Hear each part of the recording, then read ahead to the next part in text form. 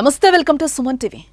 America అదో ఊహల ప్రపంచవ్యాప్తంగా ఎన్నో దేశాల ప్రజలు అగ్రరాజ్యం అమెరికాలో హైర్ స్టడీస్ పూర్తి చేయాలి, ఉన్నత ఉద్యోగాలు సాధించాలి, బాగా సంపాదించి స్థిరపడాలి అని ఎన్నో కలలు కంటూ ఉంటారు. అలాంటి ఆశలు నెరవేర్చుకునేందుకు వచ్చిన ఏ ఒక్క అవకాశాన్ని వదులుకోవడానికి సాహసం చేయరు. అయితే ఇలాంటి ఘటనలు గతంలో ఎప్పుడో కొన్నేళ్ల క్రితం మాట అని చెప్పాలి. ప్రస్తుత కాలంలో డబ్బులున్నా అమెరికా వెళ్లలేని పరిస్థితి. ఒకవేళ వెళ్లినా అనుకున్న స్థాయిలో మన జీవనం ఉంటుందో ఉండదో అన్న సందేహాలు ఎదురవుతున్నాయి.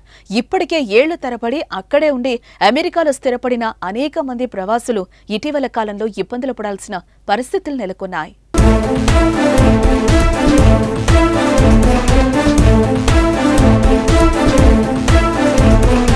ఈ మేరకు ఇతర దేశాల ప్రవాసులు గ్రీన్ కార్డ్ హోల్డర్స్ కు అమెరికా ప్రభుత్వం అదిరే శుభవార్త చెప్పింది.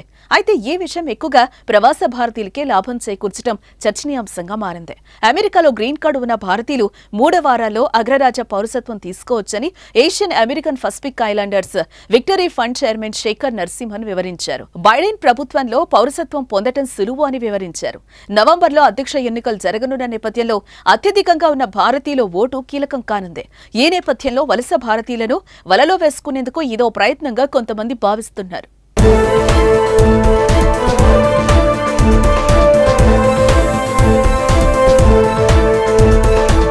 ఈ క్రమంలో సుమారు 10 లక్షల మంది భారతీయులు గ్రీన్ కార్డు కోసం వేచి ఉన్నట్టు గణాంకాలు తెలుపుతున్నాయి. వీరిలో డాక్టర్లు, ఇంజనీర్లు, శాస్త్రవేత్తలు వంటి నైపుణ్యం గల మేధావులున్నారు. గ్రీన్ కార్డు ఉండి 5 ఏళ్లుగా అమెరికాలో నివసిస్తున్న వారు వెంటనే పౌరసత్వం కోసం దరఖాస్తు చేసుకోవాలని నరసింహన్ తెలిపారు. ఉపాధ్యక్షురాలు కమలా హారిస్ అధ్యక్ష బరిలో నిలిచిన నేపథ్యంలో భారతీయ అమెరికన్లు, ఆసియావాసుల్లో ఆసక్తి నెలకొన్న సంగతి తెలిసిందే. అయితే ఇదే రాజకీయంగా లబ్ధి పొందే స్ట్రాటజీగా డెమోక్రాట్లు వ్యవహరిస్తున్నట్లుగా పొలిటికల్ అనలిస్టులు పేర్కొంటున్నారు. దీంతో అమెరికా రాజకీయంలో భారతీయుల పాత్ర కీలకంగా మారడానికి ఇదో ఉదాహరణగా భావిస్తున్నారు.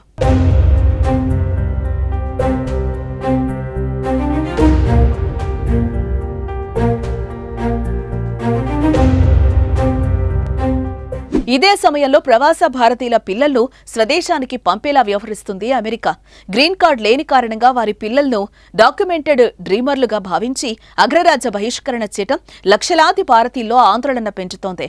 అయితే ఏజింగ్ అవుట్ ప్రక్రియల్లో బాధపడ్డ భారతీయులను తమ దారిలోకి తెచ్చుకోవడానికే ఈ గ్రీన్ కార్డు డ్రామా ఆడుతున్నారని రిపబ్లికన్లు ఆరోపిస్తున్నారు. అయితే గ్రీన్ కార్డు హోల్డర్లైన భారతీయులు ఈ పరిణామాన్ని ఎలా చూస్తారు?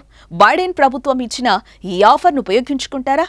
భారత సంతతి తొలి అమెరికా అధ్యక్ష అభ్యర్థి కమలా హారిస్ కు భారతీయులు ఎలాంటి సపోర్ట్ ఇవ్వనున్నారు అనే అంశాలు ప్రస్తుతం అమెరికా రాజకీయాల్లో ఆసక్తిగా మారాయి.